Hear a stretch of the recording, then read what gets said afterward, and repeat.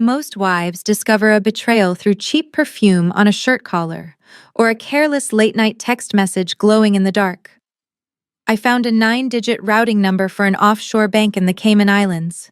While my husband smiled at me, plotting to empty our accounts and leave me with nothing, I was already moving every single asset we owned.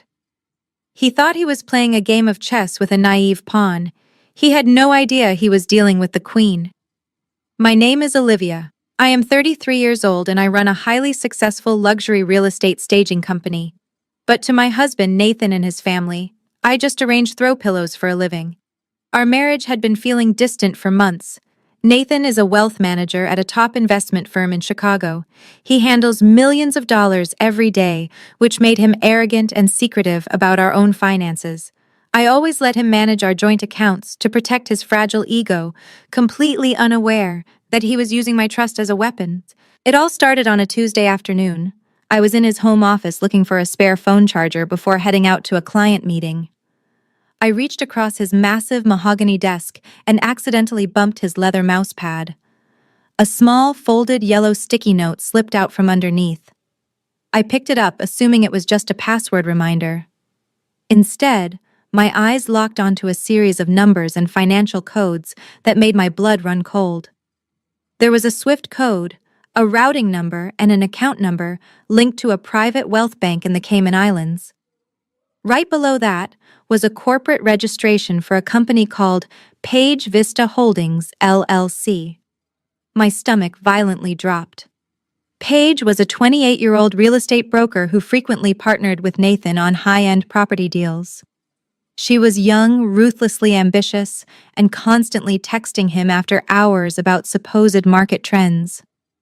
I stared at the yellow paper, my hands shaking uncontrollably. This was not just a sloppy affair. This was a calculated, cold-blooded financial extraction. Nathan was hiding money offshore under his mistress's name. The man I had shared a bed with for 7 years was slowly bleeding our marital assets dry, preparing to blindside me with a divorce and leave me penniless. A suffocating wave of panic washed over me, but it was quickly replaced by a burning, icy rage. I took a deep breath. I did not scream. I did not throw things. I took a clear photo with my phone, then carefully placed the sticky note exactly where I found it. Before I continue this story, let me know where you are watching from in the comments below. Hit like and subscribe if you have ever had to outsmart a toxic person who severely underestimated your intelligence. That evening, we were scheduled to host a lavish anniversary dinner with his elite colleagues and my insufferable mother-in-law. I knew I had to put on the performance of a lifetime. The transition from finding evidence of massive financial fraud to smiling at a 5-star restaurant took exactly 4 hours. That evening, we hosted our 7th anniversary dinner at a private room in a high-end downtown steakhouse. The long mahogany table was surrounded by Nathan's elite colleagues from the investment firm. Men in tailored suits and women draped in designer jewelry clinked crystal glasses of expensive champagne. Sitting directly across from me was Diane, my mother-in-law. Diane wore her signature pearls and a permanent expression of mild disappointment whenever she looked in my direction. I sat there holding my glass, feeling the ghost of that yellow sticky note burning in my mind. Nathan stood up at the head of the table and tapped his knife against his wine glass to make a toast. The room quieted down. He smiled his perfect, polished smile and looked down at me. 7 years he started raising his glass. 7 years of building a life from the ground up. I look around this room and see the partners who helped me close 9-figure deals. And of course, I see my lovely wife, Olivia. A polite murmur of appreciation rippled through the guests. I forced my mouth into a grateful smile, waiting for the inevitable punchline. With Nathan, there was always a punchline. Olivia is my rock, he continued, his tone shifting into something dangerously patronizing. While I am managing portfolios and navigating the brutal world of corporate finance, she is busy making the world a prettier place. Literally. My wife is very good at buying expensive throw pillows and arranging them in empty houses. It is a cute little business.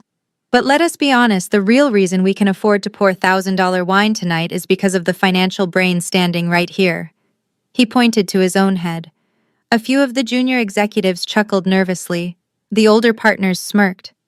My face felt hot. He had just reduced my highly profitable luxury staging company, a business that actually brought in more net profit than his annual base salary, to a cute hobby.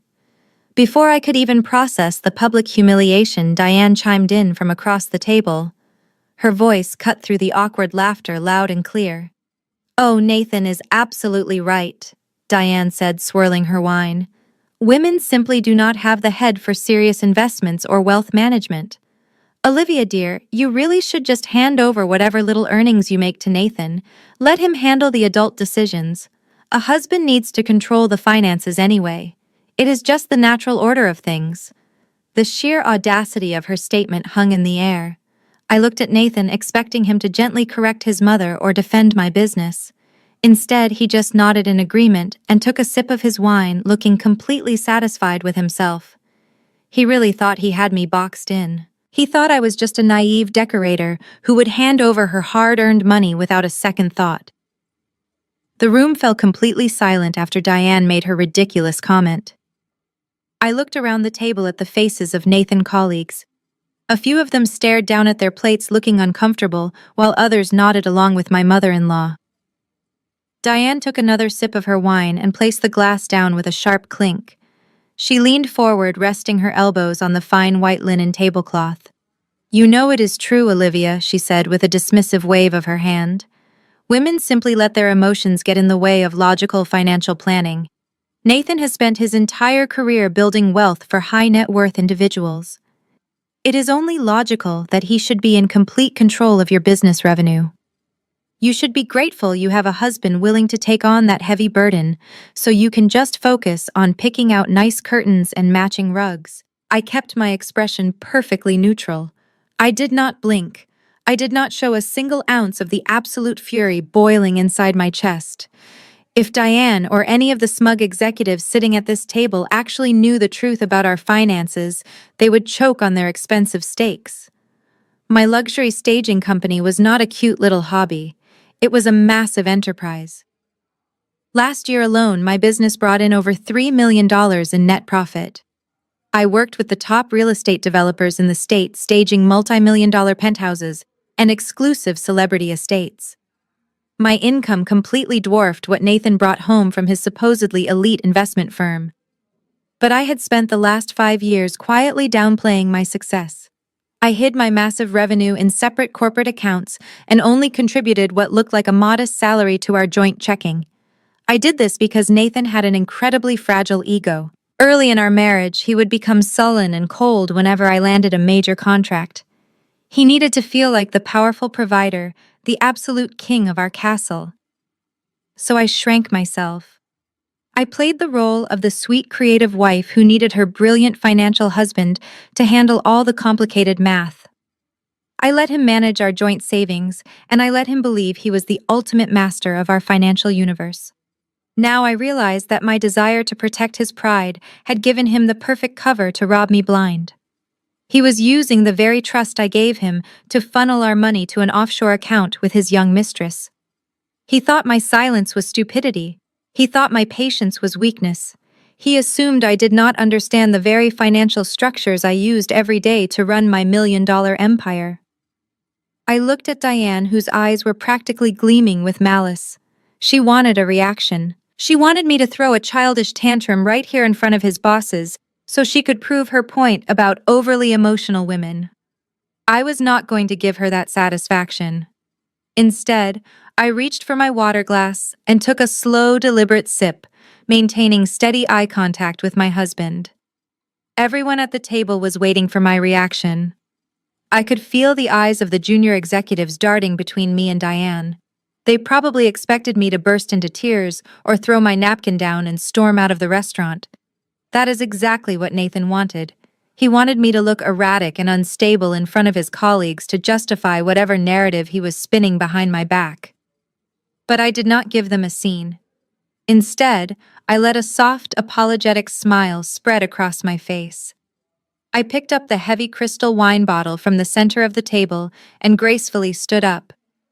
I walked over to my mother-in-law and carefully poured the expensive red wine into her glass. You are completely right, Diane, I said, my voice smooth and perfectly even. I am so lucky to have a husband who understands the complexities of the financial market. Honestly, numbers just give me a headache. I would much rather focus on fabric swatches and color palettes. I watched Diane's expression shift from smug anticipation to profound satisfaction.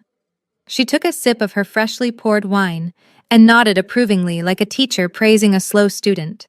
Then I walked over to Nathan. He was sitting back in his chair, looking like a king holding court. I poured the rest of the wine into his glass and rested my hand gently on his shoulder. I looked down at him with wide, admiring eyes.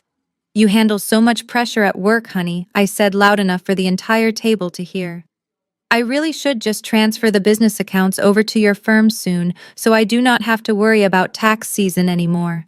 You always know exactly where to put the money. Nathan practically glowed. His chest puffed out and he covered my hand with his own, squeezing it affectionately. It is no trouble at all, Olivia, he replied smoothly. Taking care of you is my job. The older partners at the table murmured their approval, praising Nathan for being such a solid family man. The tension in the room instantly dissolved into easy laughter and clinking glasses. Nathan was completely convinced that he had broken my spirit and secured his financial dominance. As I walked back to my seat, I felt a strange sense of calm wash over me. My submission was not weakness, it was a tactical maneuver. By playing the role of the helpless decorative wife, I had just given Nathan the ultimate false sense of security. He thought he was closing the trap around me and that I was completely oblivious to his scheme with his young real estate broker.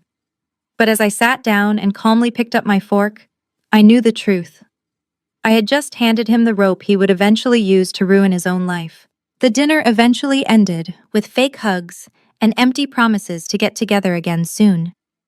I rode back to our house in the passenger seat of Nathan's car, listening to him hum a cheerful tune. He was riding high on the adrenaline of publicly humiliating me and cementing his false sense of superiority. When we finally walked through our front door, he confidently told me he was going to pour a nightcap and relax in his study. I simply nodded, kissed him on the cheek, and told him I was going to take a long shower. I walked into our master bathroom, locked the heavy wooden door behind me, and immediately turned the shower on full blast. The sound of the rushing water echoed off the marble tiles, masking any noise. I did not step into the shower. Instead, I sat on the edge of the large porcelain bathtub and pulled my phone out of my pocket. My hands were perfectly steady now. The initial shock had entirely evaporated, leaving behind nothing but cold tactical clarity. I opened my photos and stared at the picture I had taken of the yellow sticky note. I needed an expert to trace those numbers. Someone brilliant, discreet, and someone who had their own reasons to despise my husband and his family. I opened my messaging app and typed in a name. Naomi. She was married to Nathan's younger brother. Naomi was a brilliant forensic accountant who specialized in uncovering hidden corporate assets. She was also a brilliant black woman who had endured years of Diane's horrific microaggressions and thinly veiled racism. At last year's Thanksgiving dinner, Diane had actually asked Naomi if she got her accounting degree online because it was so unusual for people from her background to handle complex finances. Naomi had looked Diane dead in the eye and casually mentioned she graduated top of her class from Wharton. They had hated each other ever since. I knew Naomi would not hesitate to help me burn this family to the ground if she had proof of their corruption. I attached the photo of the sticky note and quickly typed a message. I am so sorry to bother you this late. I found this hidden under Nathan's mousepad. I think he is moving our money. Can you tell me what these routing numbers mean? I hit send and stared at the screen. The hot steam from the shower was already fogging up the bathroom mirrors. I only had to wait 3 agonizing minutes before the 3 typing dots appeared on my screen. Then the message popped up. The words glowed in the dim light of the bathroom, confirming every dark suspicion I had. Naomi's response was brief and terrifying. Sister-in-law, this is an offshore account routing code. He is hiding marital assets. I am running the LLC now, but you need to prepare yourself. He is quietly liquidating your life.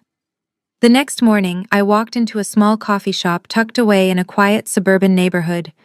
The place was practically empty, except for the soft sound of jazz playing from an old ceiling speaker. Naomi was already sitting at a corner table far from the main entrance. She was wearing a long black trench coat and typing rapidly on her laptop.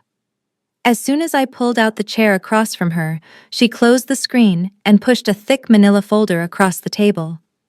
There were no polite greetings or fake hugs. Naomi got straight to the point with the cold precision of a top-tier forensic accountant. "Look closely at these numbers, sister-in-law," she said, her voice low and steady. She flipped open the first page, which was covered in red highlighter marks. "He set up this shell company, Page Vista Holdings, exactly 6 months ago. He is using his little real estate broker as the legal front, but every single dollar flowing through that account is controlled by his digital signature."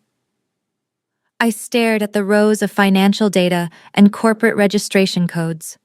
The chilling realization from the night before clawed at my chest again. Naomi turned to the second page showing detailed bank statements from our joint savings accounts. Massive sums of money had quietly vanished under the perfect disguise of high-risk investments and wealth management fees. In total, Nathan had secretly transferred exactly $400,000 in cash into Page Corporate Fund. That was not just money, that was the blood, sweat, and tears I had poured into my business over the last 5 years. "What is he planning to do with all this cash?" I asked, my voice dry as I tried to suppress a violent shiver. Naomi tapped her long manicured fingers against the wooden table. Her eyes held deep empathy, but absolutely no pity. She knew I needed the brutal truth. "He is preparing to buy a luxury penthouse in the most expensive district downtown. The escrow documents are already drafted and the sole legal owner will be Page. He is aggressively hiding your marital assets before he officially files for divorce. He has timed it perfectly. By the time those divorce papers hit your desk, your joint accounts will be completely empty, and he can walk into court claiming he has nothing to divide." I clenched my hands under the table so hard, my fingernails dug painfully into my palms. The man I had been married to for 7 years had been orchestrating my financial ruin for half a year. While I was busy running my company and hiding my true income to protect his fragile ego, he was using that exact trust to dig my grave. He wanted me to walk away from this marriage with absolutely nothing so he could build a new life with the money I earned. Naomi reached across the table and gently squeezed my hand. "What is your next move?" she asked, her eyes flashing with that dangerous spark of a woman who knew how to fight back. I let my hands relax and took a deep breath, washing away the last traces of weakness. I smiled the coldest smile of my entire life. "You just keep monitoring that shell company. If my husband wants to play a game of hiding assets, I am going to teach him how to legally rob a man in broad daylight." I returned home from the coffee shop feeling like I was navigating a minefield in my own living room. Every piece of furniture and every framed photo on the wall suddenly looked like evidence of a massive lie. I spent the afternoon pretending to work on design layouts, but my mind was entirely focused on Nathan and his next move. I did not have to wait long. Nathan walked through the front door just after 7 o'clock that evening. He was in an unusually fantastic mood. He took off his suit jacket, kissed my cheek, and immediately poured 2 large glasses of red wine.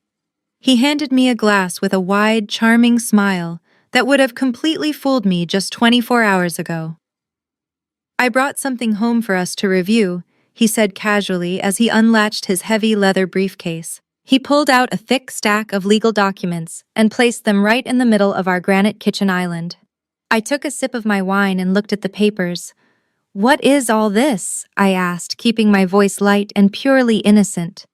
Nathan leaned against the counter and took a confident sip of his drink.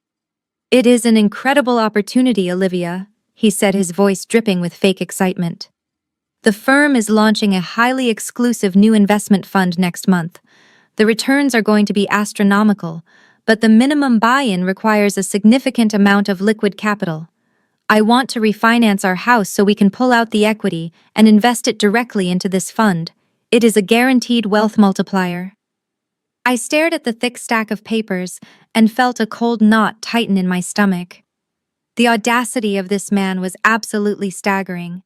Our house was fully paid off, and it was worth over $1 million. He was not trying to invest our equity into a new corporate fund. He was trying to drain the very last drop of our shared marital assets. He wanted to pull all the cash out of our home so he could funnel it straight into his offshore account with Paige. If I signed these papers, I would essentially be paying for his mistress to get a new luxury penthouse while I ended up homeless and burdened with a massive new mortgage. I looked up at him playing the role of the devoted, trusting wife perfectly. "Wow, that sounds really complicated," I said softly, tracing the edge of the document with my finger. "Are you sure this is a safe move?" Nathan laughed and gently rubbed my shoulder. "Do I ever steer us wrong?" he asked with sickening confidence. "I manage millions of dollars for a living, babe. You just sign on the dotted lines and let me handle all the heavy lifting. I promise this is going to secure our future forever." I picked up the heavy black pen he offered me. I did not argue. I did not ask to have my own lawyer review the documents. I just smiled sweetly and signed my name on every single page he pointed to. As I watched him carefully pack the signed papers back into his briefcase, looking incredibly proud of his successful manipulation, I felt a rush of pure adrenaline. He thought he had just secured his final payday. He had no idea I was about to intercept every single dollar. The morning after I signed the refinance documents, Nathan woke up in an incredibly cheerful mood. He kissed my forehead, grabbed his heavy leather briefcase, and practically skipped out the front door.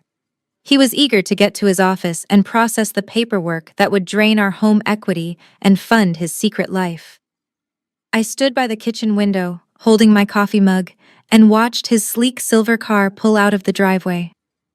The moment his taillights disappeared down the suburban street, the sweet, naive smile melted completely off my face. I walked straight to my home office, locked the heavy wooden door, and pulled out my personal laptop. I did not call Naomi this time. I dialed a very expensive and very ruthless private wealth attorney named Harrison. I had secretly kept Harrison on a corporate retainer for my staging business for years, and Nathan had absolutely no idea he even existed. The phone rang only twice before Harrison answered. "I need to execute the South Dakota strategy today," I said, my voice completely deadpan. "Are the trust documents ready to be activated?" Harrison let out a low, knowing chuckle on the other end of the line. "They have been ready for months, Olivia. All I need is your formal verbal authorization and the initial funding transfer to make it legally binding." I gave him the authorization without a single second of hesitation. Let me explain why South Dakota is the ultimate nightmare for a scheming spouse in America. While everyday people usually think of places like Switzerland or the Cayman Islands for hiding money, the most bulletproof asset protection haven is actually sitting right in the middle of the United States. By establishing a domestic, irrevocable trust in South Dakota, I was legally transferring the ownership of my business, my massive corporate accounts, and my future earnings to a completely separate legal entity. Because the trust is strictly irrevocable, it means I technically no longer own those assets. And in a high-stakes divorce court, a judge cannot divide marital assets that you do not legally own. Nathan thought he was a financial genius for hiding a few $100,000 in a sloppy offshore account under his mistress' name. He was playing amateur checkers, while I was quietly restructuring a multi-million-dollar empire with absolute legal immunity. I spent the next 2 hours aggressively authorizing wire transfers, moving every single dollar of my corporate profits out of my local business accounts and straight into the South Dakota Trust. I was systematically bankrupting my own company, on paper making it look completely worthless to anyone who might try to audit me during a bitter divorce settlement. By noon, the financial trap was flawlessly set. My money was now untouchable, locked away behind an impenetrable wall of trust law. I closed my laptop, feeling a rush of dark triumph. But my silent victory was immediately interrupted by the sound of a key turning in the front door lock. I closed my laptop, feeling a rush of dark triumph, but my silent victory was immediately interrupted by the sound of a key turning in the front door lock. I walked out of my home office and stopped dead in my tracks in the hallway. Standing in our foyer was Diane, my mother-in-law, holding a large designer suitcase and an oversized tote bag. She was wearing her usual pearl necklace and an expression that clearly communicated she owned the place. "What a pleasant surprise, Diane," I said, forcing a polite smile onto my face. "I did not realize you were coming for a visit." Diane did not even look at me as she dropped her bags heavily onto the hardwood floor. "It is not a visit, Olivia," she replied briskly, taking off her silk scarf. "Nathan called me this morning, sounding absolutely exhausted. He is under an immense amount of pressure trying to secure your financial future with this new investment fund. The boy is working himself to the bone while you sit around at home.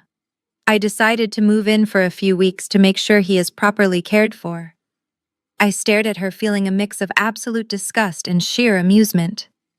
Nathan had called his mommy to come play guard dog while he finalized his plan to leave me. He probably thought having Diane in the house would keep me intimidated and distracted, so I would not ask any questions about the missing money. "I see," I said, keeping my voice perfectly level. "Well, I will go make up the guest bedroom for you." Diane let out a sharp, condescending laugh. "Oh, do not bother with that," she said, waving her hand dismissively. "The guest room is far too drafty for me. Besides, Nathan needs a proper sanctuary right now. He needs absolute peace and quiet to focus on his massive deals. I have already decided how we are going to rearrange things." She walked past me and headed straight for the master bedroom. I followed her, watching as she stood in the center of the room I shared with her son, critically eyeing my vanity table and my side of the massive walk-in closet. "You need to clear out all of these ridiculous perfumes and makeup palettes, Olivia," she ordered, pointing at my vanity. "Nathan needs this space for an extended home office setup. And pack up your clothes from that side of the closet. You can move your personal belongings down to the basement storage room. It will create a much better working environment for him." She was literally ordering me to move my life into the basement of my own home so her cheating son could have more room. A week ago, I would have cried or argued or tried to compromise to keep the peace. But standing there with the knowledge that the South Dakota Trust was fully funded and that I now independently owned every single brick of this house, I did not feel angry at all. I felt powerful. "Of course, Diane," I said with a sweet, obedient smile. "I will start packing my things into boxes right away, whatever Nathan needs." Diane smirked, looking incredibly satisfied with her quick victory. She thought she was establishing dominance in her son's house. She had absolutely no idea she was standing in my house bossing around a woman who had just legally erased her golden boy from the financial map. For the next 3 days, Diane treated my house like her own personal kingdom. She complained about the groceries I bought and constantly rearranged my kitchen cabinets to suit her preferences. I kept my head down and played the dutiful daughter-in-law perfectly. I packed up my clothes just like she asked and moved my workspace to the small basement office. But Diane was not satisfied with just taking over my physical space. She wanted to completely break my spirit before her son officially discarded me. The absolute peak of her cruelty happened on a Thursday morning. I was in the master bathroom gathering the last of my expensive skincare products from the vanity. I had taken off my wedding ring and placed it near the sink so I would not get soap on the diamond while washing my hands. Diane marched into the bathroom carrying a stack of Nathan dry-cleaned shirts. She stopped next to me, pretending to inspect the cleanliness of the marble countertop. Then she did something so deliberate and petty, it was almost comical. She looked right at my diamond ring and slowly swept her hand across the counter. I watched in disbelief as the ring clattered against the porcelain sink and fell straight into the small metal trash can below. "Oops, my hand slipped," she said. Her voice did not hold a single ounce of genuine apology. She looked down at the trash can and let out a short, dismissive laugh. "Honestly, Olivia, you really should not leave valuable things lying around. Besides, you do manual labor all day hauling furniture and fluffing pillows. A woman who works with her hands does not really need a diamond ring anyway. It just looks out of place. Nathan needs to maintain a high-end image for his wealthy clients, but you are just behind the scenes." She stood there waiting for the explosion. She wanted me to yell so she could call Nathan and tell him I was being hysterical and ungrateful. I looked down into the trash can. Resting on top of a discarded makeup wipe was the symbol of my 7-year marriage. A marriage built on manipulation and financial abuse. I reached down into the trash and calmly pulled the ring out. I ran it under the cold water of the sink, drying it carefully with a hand towel. I did not put it back on my finger. Instead, I dropped it into my pocket. I looked up at the mirror and met Diane's smug reflection. I let a slow, cold smile spread across my face. "You are absolutely right, Diane," I said, my voice quiet and dangerously calm. "This ring really does not suit my lifestyle anymore. I will not be wearing it much longer anyway." Diane looked slightly confused by my calm agreement, but she quickly brushed it off and walked out of the bathroom. She thought she had won another petty battle. She did not realize I had just promised her the end of her son's marriage, and she was too arrogant to even hear it. The days following the wedding ring incident were suffocating. I needed to get out of the house and away from Diane, so I threw myself entirely into my work. On a crisp Tuesday morning, I was standing in the center of a massive luxury penthouse located in one of the most exclusive high-rise buildings downtown. My company had been hired to stage the property before it hit the market. I was busy directing my moving crew to carefully position a custom emerald green velvet sofa in the main living room when the sharp click-clack of designer heels echoed across the marble floor. I turned around and saw Paige walking through the grand entrance. She was wearing a form-fitting white suit and carrying a ridiculously expensive handbag. She was the real estate broker assigned to sell this penthouse, and of course she was also my husband's secret mistress. She strutted into the room with the unearned confidence of a woman who believed she had already won everything. Paige pulled off her oversized sunglasses and slowly scanned the living area with a look of theatrical disappointment on her face. She walked right up to the gold-rimmed glass coffee table I had just meticulously styled. She ran a single perfectly manicured finger over the glass and let out a loud, dramatic sigh. "Olivia, are you absolutely sure about this emerald green?"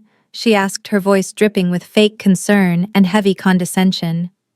"My buyers are extremely high-net-worth individuals. They are looking for sleek, modern sophistication. This velvet aesthetic feels a bit heavy and honestly a little cheap. We are selling a luxury lifestyle here, not a suburban furniture showroom." I stood perfectly still, watching her play her little power game. She thought she was so untouchable. She looked at me and only saw an outdated wife who was about to be replaced. She had absolutely no idea that I already knew exactly who she was and what she was doing with my husband. I kept my face completely neutral, refusing to give her even a fraction of the emotional reaction she was desperately fishing for. "This specific design aesthetic is currently dominating the luxury market, Paige," I replied, my tone smooth and strictly professional. "Wealthy buyers want a space that feels curated and bespoke. But your job is just to open the doors and hand out brochures, so I do not expect you to understand the finer nuances of interior architecture." Paige's face instantly tightened. Her fake professional smile completely vanished. She took a step closer to me, crossing her arms over her chest. "You are awfully confident for someone who is just a hired decorator," she sneered, dropping all pretenses of professional courtesy. "You really should learn to listen to the people who actually run the deals. The person who buys this penthouse will be the one holding the real power. You just put out the pillows and leave through the service elevator when the real business starts." She deliberately reached up to push a strand of blonde hair behind her ear. As she did, the morning sunlight caught the heavy diamond tennis bracelet sparkling on her wrist. I recognized that bracelet instantly. I had seen the exact receipt for it in the offshore credit card statements Naomi had uncovered. Nathan had bought it for her using the money he drained from our joint savings account. She wanted me to notice it. She wanted me to feel inferior. I looked directly at the stolen diamonds on her wrist and then looked right back into her eyes. I did not flinch. I just smiled, a soft, terrifying smile. "You are absolutely right, Paige," I said quietly. "The person who truly owns this property holds all the power. I guess we will both find out who that really is very soon." Paige took a step closer and crossed her arms over her chest. Her eyes scanned me from head to toe with a look of absolute disdain. She smirked, and her tone shifted into blatant triumph. She told me I was right because I did not need to understand interior architecture, because the person who buys this penthouse is the one who holds the ultimate decision-making power. She boasted that her clients are people of high status, and they are not just buying a living space, but a symbol of power. Then she looked me right in the eye and emphasized every word, saying that at the end of the day, I am just a hired decorator brought in to arrange a few items and then expected to leave through the service elevator when the real owner walks in. After saying that, she reached up to smooth her blonde hair. At that exact moment, the morning sunlight from the large glass windows hit the sparkling diamond bracelet on her wrist. I recognized that bracelet instantly. It was an extremely expensive limited edition piece that I had accidentally seen on the credit card statement from the shell company account Naomi had investigated. Nathan had used my hard-earned money, the money secretly drained from our joint savings account, to buy that luxury item for his mistress. Paige deliberately raised her wrist a little higher. Her long, perfectly manicured fingers gently stroked the sparkling diamonds. She did it on purpose so I would see it. She wanted me to feel blinded and inferior to the glamour she was draping over herself. She firmly believed I was just a clueless trophy wife, a fool busy cleaning the house while my husband spent money on another woman. I stared directly at that diamond bracelet and then slowly shifted my gaze up to her incredibly smug face. I was not angry or flustered. I actually felt a deep sense of amusement toward the person standing in front of me. She was proudly showing off a piece of jewelry bought with stolen money, believing she was about to step into high society and become the mistress of this $1 million apartment. I offered a soft smile, maintaining complete composure. I told her that she was absolutely right, and that the person who truly owns these assets is the one who holds all the power. Those who only rely on other people's money and wear things that do not belong to them are ultimately just pawns on a much larger chessboard. I added that her clients might think they are controlling the game, but sometimes the real owner is someone they would never expect. Paige frowned slightly. It seemed she did not fully grasp the hidden meaning behind my words. She just scoffed, turned on her expensive heels, and walked away, pretending to be busy inspecting the other rooms. She had absolutely no idea that the very moment she stroked that diamond bracelet, I made the final decision to take back every single penny and personally strip away her entire career and freedom. I did not give her the satisfaction of an argument. I did not scream or accuse her of sleeping with my husband. Instead, I turned around and walked over to my leather briefcase resting on the kitchen island. I unzipped the main compartment and pulled out a thick stack of legal papers.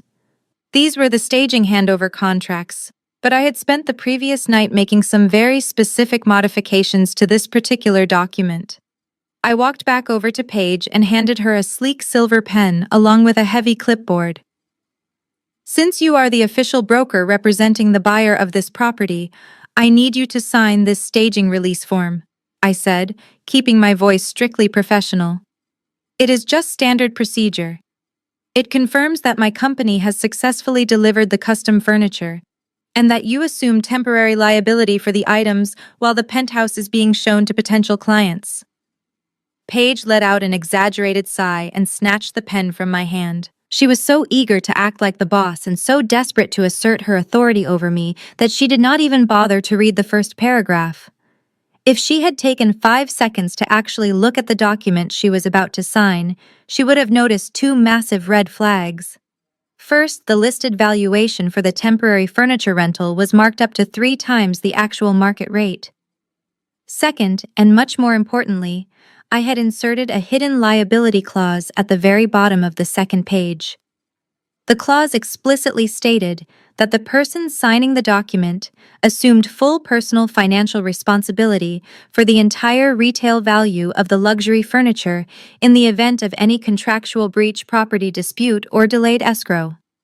By signing this paper, Paige was legally binding herself to a personal debt of over $200,000 if anything went wrong with the sale of this penthouse. And since I already knew Nathan was using stolen marital funds to buy it, the sale was absolutely going to crash and burn in the near future. Paige flipped straight to the last page without reading a single word. She leaned over the glass coffee table and scribbled her signature with a dramatic flourish. There, she said, shoving the clipboard back toward my chest. Now that the tedious paperwork is done, I expect you and your moving crew to be out of here in the next hour. My clients do not like to be kept waiting. I took the clipboard and looked down at her messy signature. It was legally binding, and it was absolutely perfect. I slipped the contract back into my briefcase and zipped it shut. "Do not worry, Paige," I replied, my voice sickeningly sweet and calm. "We are completely finished here.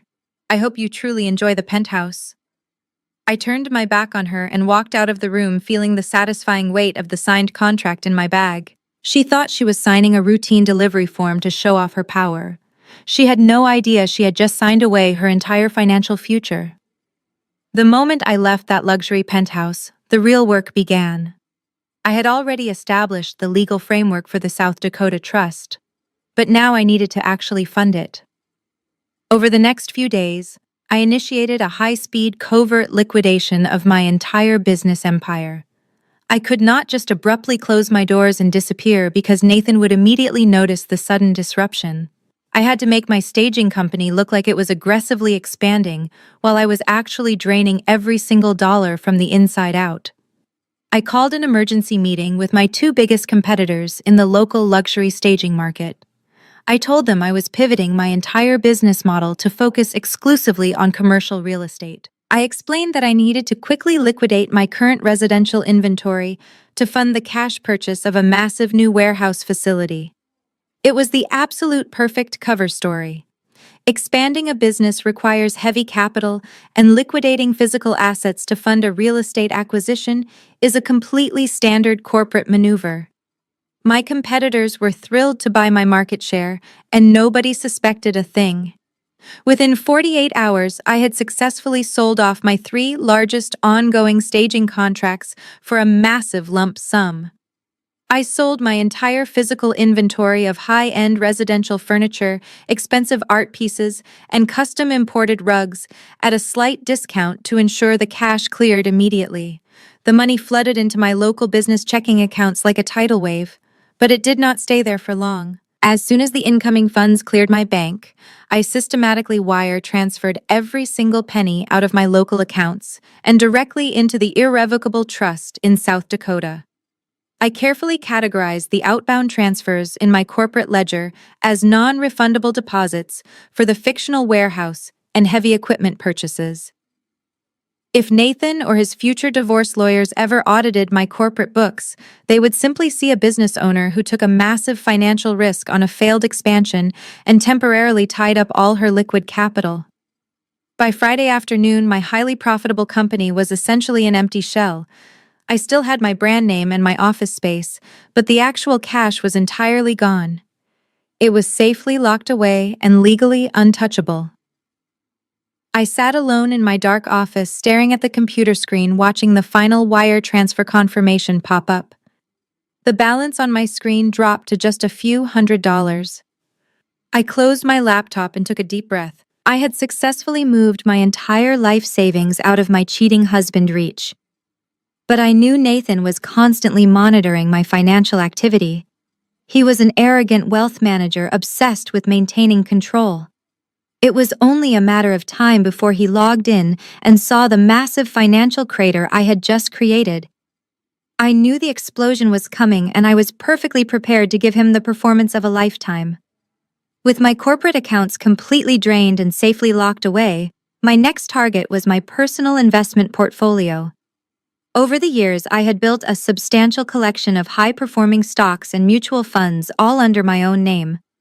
Nathan knew about these accounts, but he rarely checked them because he considered my personal investments to be insignificant compared to his massive corporate deals. That arrogant assumption was about to cost him dearly. On Monday morning, I logged into my brokerage portal and initiated a complete liquidation of my entire personal portfolio. I sold every single share of tech stock, every mutual fund, and every municipal bond I owned. I did not care about taking a slight penalty for early withdrawal or the capital gains tax. I needed the cash to be completely liquid, and I needed it immediately. Within a few hours, hundreds of thousands of dollars cleared into my private checking account. But leaving the money there was far too dangerous. In a divorce proceeding, a judge would easily spot a massive cash dump in a personal account and freeze it as a marital asset. I needed to make the money legally disappear. This is where having a brilliant forensic accountant like Naomi came in handy. She had previously explained how the wealthy use phantom expenses to move capital without triggering immediate suspicion. Following her strategy, I began creating a series of massive invoices for my South Dakota trust, billing my own personal accounts for fictional services. I categorized these payments as high-level design consulting fees, future retainer agreements, and exclusive vendor sourcing costs. I spent the entire afternoon authorizing wire transfers, paying these fabricated invoices one by one. I watched the balance in my personal checking account drop lower and lower with every click of the mouse. $50,000 gone for a fictional retainer. $75,000 vanished for imaginary consulting. The money was flowing out of my personal name and dropping straight into the impenetrable vault of the irrevocable trust. Because the trust operated as a completely separate legal entity, these transfers looked like legitimate business expenses on paper. By the time I authorized the final wire, my personal net worth had officially flatlined. The cash had effectively evaporated from the list of marital assets. Under the eyes of the law, I was now a completely broke woman. I had no business revenue, no stock portfolio, and barely enough cash in my checking account to buy groceries. I closed my banking app and leaned back in my chair, letting out a long exhale. The financial extraction was flawlessly complete. Nathan thought he was so clever hiding a fraction of our savings in the Cayman Islands, while I had just legally vaporized our entire fortune right under his nose. Now all I had to do was wait for him to pull the trigger on his divorce plan. He was about to walk into a trap that he could never escape. It took less than 48 hours for Nathan to realize that his perfect financial trap had been completely derailed. Despite always telling his elite friends that my luxury staging company was just a cute little hobby, he religiously monitored my corporate bank accounts. He had secretly set up automated alerts on his phone to track any major withdrawals from my business. On a quiet Wednesday afternoon, I was sitting in the living room pretending to read a design magazine when the front door flew open with such violent force that the brass hinges screamed. Nathan stormed into the foyer looking absolutely deranged. His expensive silk tie was yanked sideways, and his chest was heaving as if he had sprinted all the way from his downtown office. He completely ignored his mother Diane, who was sitting on the velvet sofa sipping her afternoon tea. He marched straight toward me and slammed his heavy leather briefcase down onto the glass coffee table. The impact was so loud it echoed through the entire house, and made Diane drop her porcelain teacup onto the saucer with a sharp clatter. "What the hell is going on with your business accounts?" he roared, his eyes wide and bloodshot. "I just checked the banking portal and your entire balance is completely gone. Hundreds of thousands of dollars just vanished into thin air over the last 3 days. Where is the money, Olivia?" I slowly put down my magazine and looked up at him. I made sure to widen my eyes and let my lower lip tremble just a little bit. I pulled my legs up onto the chair, shrinking back, as if I was terrified of his sudden outburst. "What are you talking about, Nathan?" I asked, my voice high and shaking with fake panic. "I do not understand why you are yelling at me. Do not play dumb with me," he screamed, slamming both of his hands down on the glass table. "The corporate accounts are completely drained. The major commercial contracts have been hastily liquidated. Even your personal stock portfolio is completely empty. You sold off every single share. What did you do with all of our money? Who did you secretly transfer it to?" Diane scrambled to her feet, clutching her pearl necklace. Her face was pale with sudden terror. "What do you mean, Nathan?" she gasped, rushing over to her son. "Are you saying the money is gone? Did this foolish girl lose all of your hard-earned wealth?" Nathan did not even look at his mother.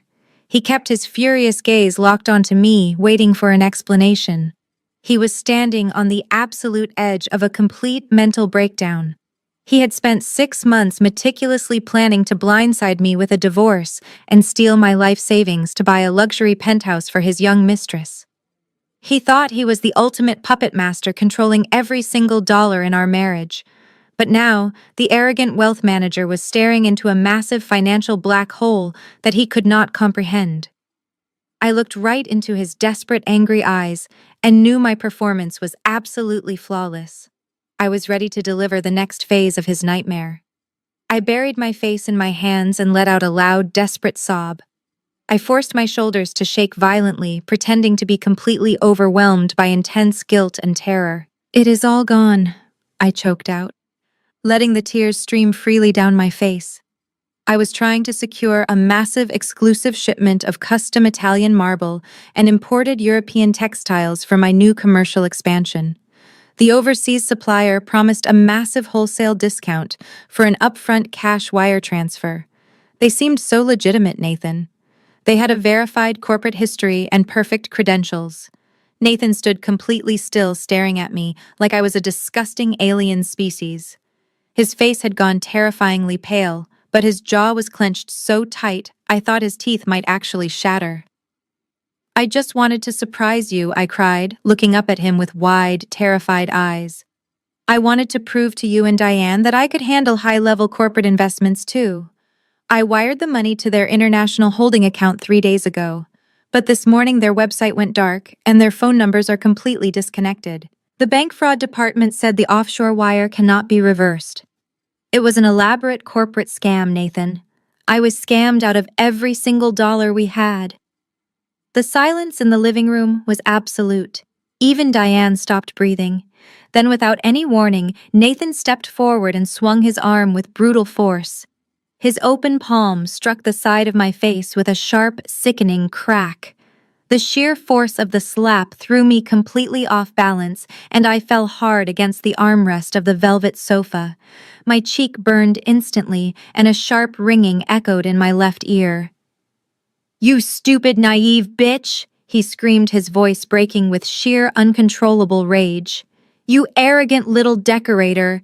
You thought you could play in the major financial leagues, and you threw away hundreds of thousands of dollars. You blindly handed over our entire net worth to some faceless internet scammer because you wanted to play businesswoman. You have ruined us. You have completely ruined my entire financial timeline." Diane gasped loudly and clutched her chest.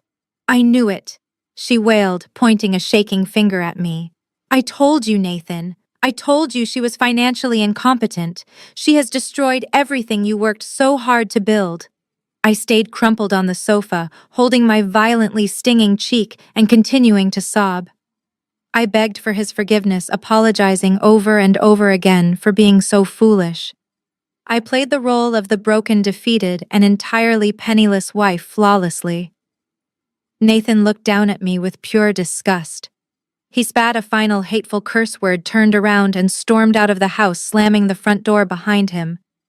As soon as I heard his car engine speed out of the driveway, I slowly sat up.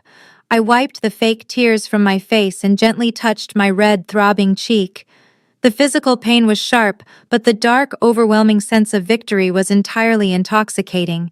He believed every single word. He truly believed I was completely broke. While Nathan was storming out of my house and speeding away in his car, Naomi was sitting in her dimly lit office, staring at a mountain of financial data. I had asked her to keep monitoring the offshore account and the shell company tied to his mistress. But Naomi was not just a regular accountant. She was a relentless forensic investigator who lived for the thrill of unraveling complex financial webs. And what she found that evening went far beyond a simple case of a cheating husband hiding marital assets. Naomi called me just after 8 o'clock. She did not say hello or ask how I was doing. She just told me to open my secure email and look at the encrypted file she had just sent. I sat at my kitchen island holding an ice pack to my stinging cheek and opened the document. The spreadsheet was incredibly dense, but Naomi had highlighted several massive transactions in bright red. Nathan had initially moved $400,000 of our joint savings into Page Vista Holdings. But the shell company accounts did not just stop there. Over the past 3 months, millions of dollars had been quietly funneled into that exact same offshore account. I asked Naomi over the phone where all this extra money was coming from. Her answer made my blood run completely cold. The money was coming directly from the investment portfolios of Nathan high net worth clients. He was not just draining our personal bank accounts to fund his secret life. He was actively embezzling massive sums of cash from his own wealth management firm. He was using his unrestricted executive access to client funds to siphon off fractional percentages of their corporate returns. He would then route those stolen funds through a complicated maze of international wire transfers before quietly depositing them into Page Offshore Shell Company. He was using his mistress and her real estate credentials as a high-level money laundering operation. He planned to use the stolen client money combined with my life savings to purchase the luxury penthouse in pure cash. Once the real estate transaction was fully complete, the dirty money would appear completely legitimate. It was a terrifyingly brilliant scheme, but he had made one fatal mistake. He had completely underestimated the intelligence of the black woman his family constantly belittled. Naomi explained that hiding marital assets in a divorce would usually just get him heavily penalized in a civil family court. But embezzling millions of dollars from an elite corporate investment firm and laundering it through an offshore shell company was a massive federal crime. It was a direct violation of federal securities laws and a severe breach of fiduciary duty. If we handed this digital evidence over to the Securities and Exchange Commission and the FBI, Nathan would not just lose his prestigious job, he would be facing decades in a federal penitentiary. I stared at the glowing computer screen, feeling a dark, overwhelming sense of absolute power wash over me. Nathan thought he had left me completely broken and penniless. He had absolutely no idea I was now holding the key to his ultimate destruction. I sat at my kitchen island staring at the glowing screen of my laptop. The encrypted file Naomi had sent me was not just a spreadsheet of missing money. It was a perfectly documented trail of federal crimes. Naomi had managed to bypass the internal security walls of Nathan investment firm, tracing every single fraudulent wire transfer he had authorized over the past 6 months. He had systematically skimmed fractional percentages from the portfolios of his wealthiest clients, routing the stolen capital through international clearinghouses before quietly dropping it into Page Offshore Shell Company. My hands actually started to shake, but not from fear. It was the overwhelming adrenaline of realizing I had just been handed the ultimate weapon. In the world of high finance, the Securities and Exchange Commission does not care about messy divorces or cheating husbands, but they absolutely care about wire fraud and the embezzlement of client funds. Nathan had committed dozens of separate federal offenses. Each individual wire transfer across state or international lines constituted a separate count of wire fraud. Under federal law, he was looking at a maximum penalty of 20 years in federal prison for each count. I picked up my phone and called Naomi back.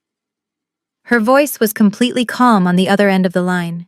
She knew exactly what she had just delivered to me. "I have compiled everything into a clean digital dossier," she said, her tone strictly professional. "It includes the IP addresses he used to authorize the transfers, the timestamps matching his office keycard swipes, and the complete routing history straight to the Cayman Islands.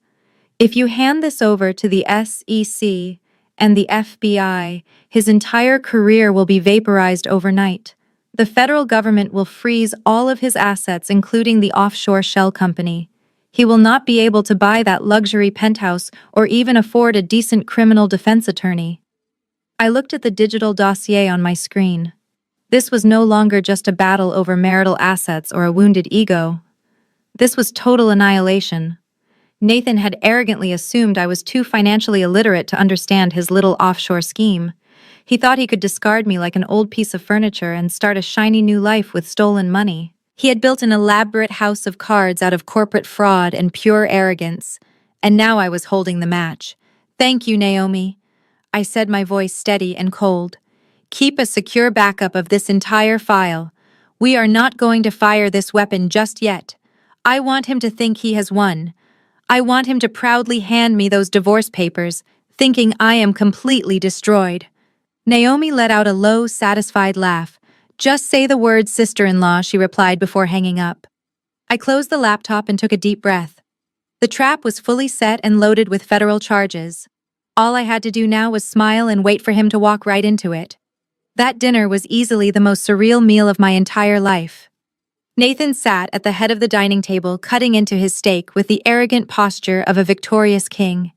He had poured himself and his mother 2 large glasses of an incredibly expensive red wine, leaving my glass completely empty. I sat at the opposite end of the long table, keeping my head down and playing the role of the shattered, bankrupt wife. Diane made absolutely no effort to hide her cruel satisfaction. She took a slow sip of her wine and leaned toward her son. Her voice was loud and intentionally sharp. She told Nathan that he needed to protect his brilliant future from a financially incompetent woman. She said that since I had foolishly lost all my money and ruined my business, he needed to sever ties immediately before my supposed debts started dragging him down. She explicitly urged him to contact his divorce lawyers first thing in the morning so he could walk away completely clean. Nathan nodded along with his mother, looking incredibly pleased with himself. He did not even bother to lower his voice or show a single ounce of fake sympathy for my situation. He stated flatly that he was already taking the necessary legal steps to protect his own assets. He told Diane that when a business partner becomes a liability, the only logical move is to cut them loose. He truly believed he was a financial genius who had safely hidden his wealth in the Cayman Islands, while I was just a naive decorator who had lost everything to a scammer. Right at the peak of his arrogant monologue, his smartphone buzzed loudly against the wooden table. The screen lit up instantly. From where I was sitting, I could clearly read the notification that flashed across the glass. It was a text message from Paige. His young mistress was growing impatient.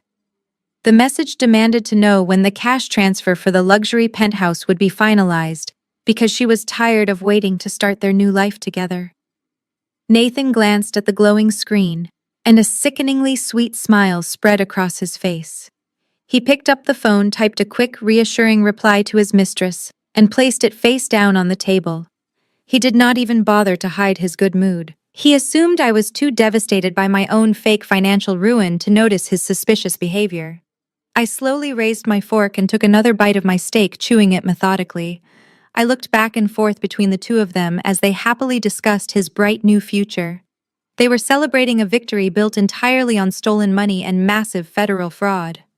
I swallowed my food and let a tiny invisible smile touch the corners of my mouth. Let them enjoy this arrogant feast, because very soon I was going to serve them a reality so devastating they would never recover. The house was completely silent by 2:00 in the morning. I sat alone in the small basement office where Diane had so graciously banished me. Upstairs, my husband was sound asleep, probably dreaming about the luxury penthouse and his shiny new life with his real estate mistress. He had gone to bed feeling like the absolute master of his universe, completely confident that he had successfully destroyed my financial independence.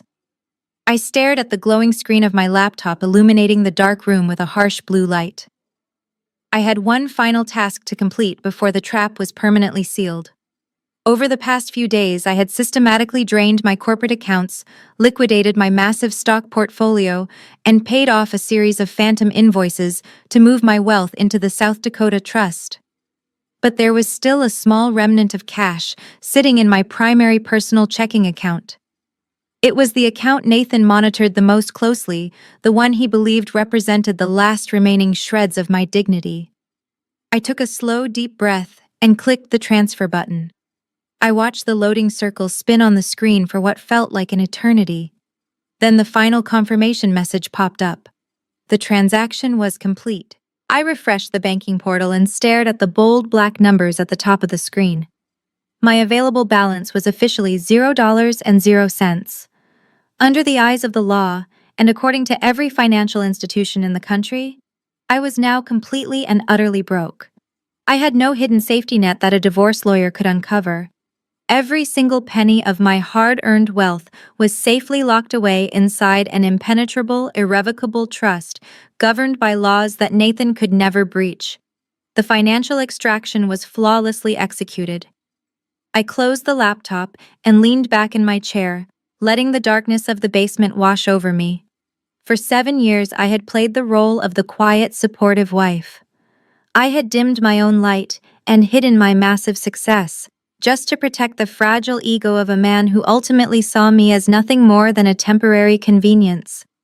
He thought he was a ruthless corporate hunter who had cleverly cornered a naive pawn. He had absolutely no idea that he had just stepped blindly into a federal snare.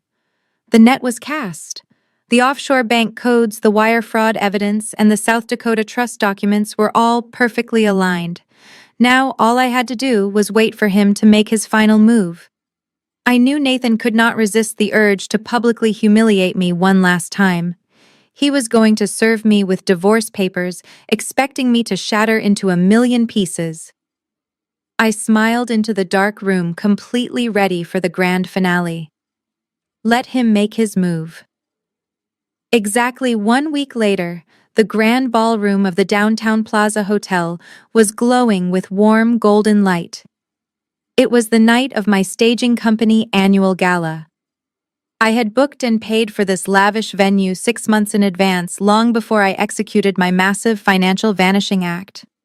The room was packed to the brim with my dedicated employees, elite real estate clients, and wealthy industry partners. A string quartet was playing softly in the corner, and massive crystal chandeliers cast a brilliant shine over the bustling crowd.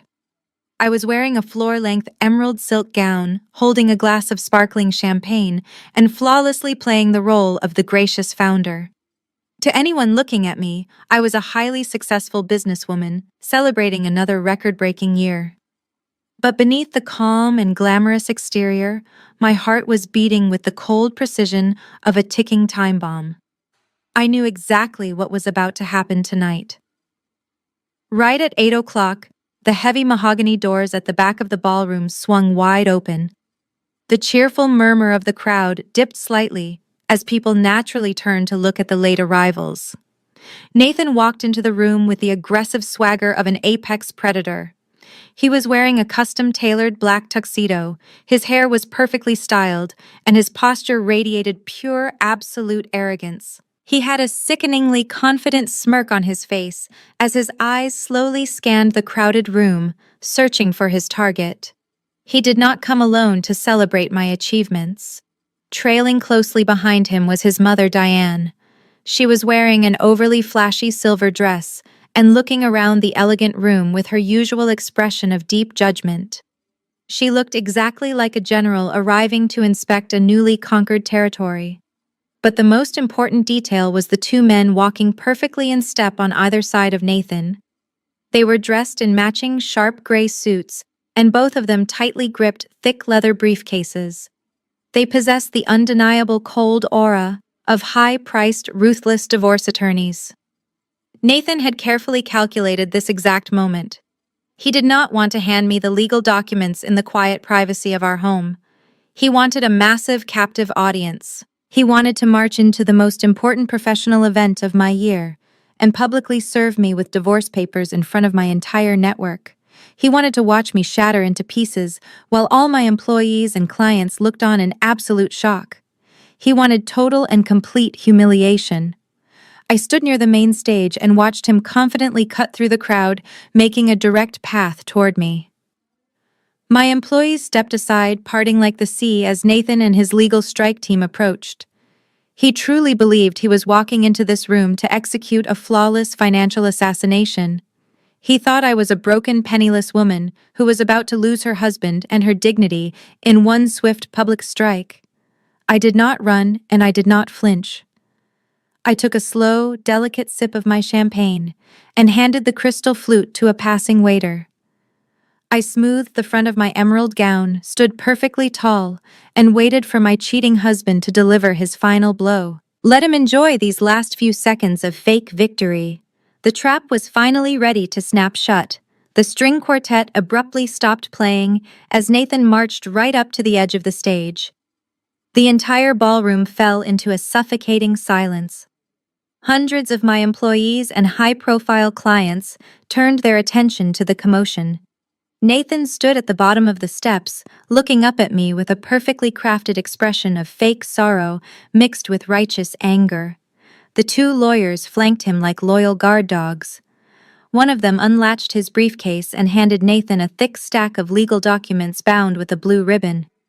Nathan took the papers and stepped up onto the stage, invading my space. He did not lower his voice. In fact, he projected his words so they would echo off the crystal chandeliers and reach every single person in the room. "I am officially serving you with these divorce papers, Olivia," he announced, his voice booming with theatrical authority. "I have spent the last 7 years trying to support your little staging business, but I can no longer tie my financial future to your utter incompetence. You have completely bankrupted us.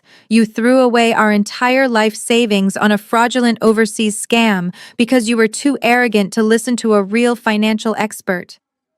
Gasps rippled through the crowd. My lead designer covered her mouth in shock. Diane stood near the front row, nodding vigorously and looking at the guests as if to say she had warned him all along. Nathan thrust the thick stack of papers against my chest, forcing me to take them or let them fall to the floor. I took the documents, holding them lightly in my hands. I cannot stay married to a woman who destroys everything I have worked so hard to build. He continued, pacing the stage like a lawyer delivering a closing argument. "You have zero business sense and zero financial literacy. You are completely broke, Olivia, and I refuse to let your massive debts drag me down. My legal team will ensure that whatever pathetic assets you have left will be liquidated to cover the damages you have caused this family."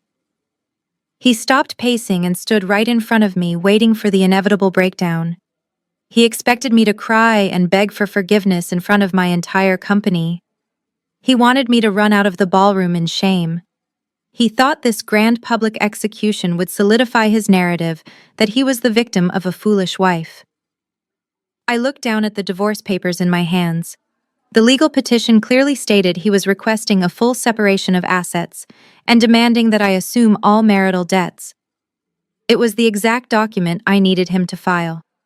By legally declaring our assets separated, he was officially relinquishing any future claim to the millions of dollars I had safely locked inside the South Dakota Trust. I slowly raised my head and looked directly into his arrogant eyes. I did not shed a single tear. The collective gasp of the ballroom faded into a suffocating and heavy silence. My employees and clients stood completely frozen, holding their champagne glasses mid-air, unable to process the brutal public execution they were just forced to witness. Nathan maintained his stance on the stage, playing the role of the exhausted and betrayed husband perfectly for the audience. But as the shock settled over the crowd, he took one final step forward, closing the small gap between us. He leaned in so close that I could smell the expensive scotch on his breath and the crisp scent of his designer cologne. He dropped his booming theatrical voice and switched to a vicious whisper meant only for my ears. His face was right next to mine, and his words dripped with pure, concentrated venom. "I drained every single drop of equity out of that house," he hissed, his tone vibrating with malicious victory. "You were stupid enough to sign those refinance papers without asking a single question, and now all that cash is securely tucked away in my private accounts. Your pathetic staging company is completely bankrupt, and your personal savings are gone." He paused for a second to let the reality of his words sink in, staring at me with cold, dead eyes. "You do not have a single penny left to your name, Olivia," he whispered, a cruel smile twisting the corners of his mouth. "You are entirely worthless now. So when this little party is over, I want you to go back to the house, pack whatever cheap clothes you have left, and get the hell out of my property tonight. You are not sleeping under my roof ever again." He pulled his head back, expecting to see my face crumpled in absolute despair. He wanted tears. He wanted me to fall to my knees and beg him not to throw me out onto the street. He had spent months orchestrating this exact moment, believing he was a financial mastermind who had successfully cornered a clueless wife. He was so incredibly proud of stealing our home equity, completely unaware that his stolen cash was legally classified as wire fraud and that my millions were sitting untouchable in a South Dakota trust. I held the thick stack of divorce papers against my chest, feeling the heavy weight of the legal documents. These papers were not my death sentence. They were my absolute freedom. By serving me publicly and declaring our assets officially separated, he had just legally insulated me from the massive federal fallout that was about to destroy his life. I looked past his shoulder and saw his mother, Diane, grinning proudly in the front row. I looked back into my husband's arrogant eyes and felt a cold, terrifying calm wash over my entire body. He had played his final card, and now it was my turn to burn his entire world to the ground. I stood perfectly still on the brightly lit stage, holding the thick stack of divorce papers against my emerald silk gown. Nathan took a step back, crossing his arms and waiting for the tears to fall. He wanted the grand finale of his cruel little play. The entire ballroom held its collective breath. I looked down at the legal documents in my hands, and then I looked back up at my husband. I did not cry. I did not tremble. Instead, I let a slow, radiant, and absolutely terrifying smile spread across my face. The smug satisfaction on Nathan's face instantly flickered, his brow furrowed in sudden confusion. This was not the reaction he had calculated. I turned away from him and walked gracefully toward the center of the stage where a sleek silver microphone stood on a tall stand. I adjusted the height of the microphone with perfectly steady hands. The sharp screech of audio feedback echoed through the silent room, making a few people in the front row flinch. I looked out over the sea of shocked faces, my employees, my clients, and my industry partners. Then I turned my gaze back to the man who had just tried to publicly destroy me. "Thank you, Nathan," I said, my voice echoing loud and crystal clear through the massive ballroom speakers. "I want to sincerely thank you for handing me these papers tonight in front of all these wonderful witnesses. You see, ladies and gentlemen, my husband thought he was executing a brilliant financial ambush. He thought he was discarding a broken and bankrupt wife. But in reality, he just helped me legally activate something absolutely wonderful." Nathan uncrossed his arms. A visible wave of panic started to wash over his features.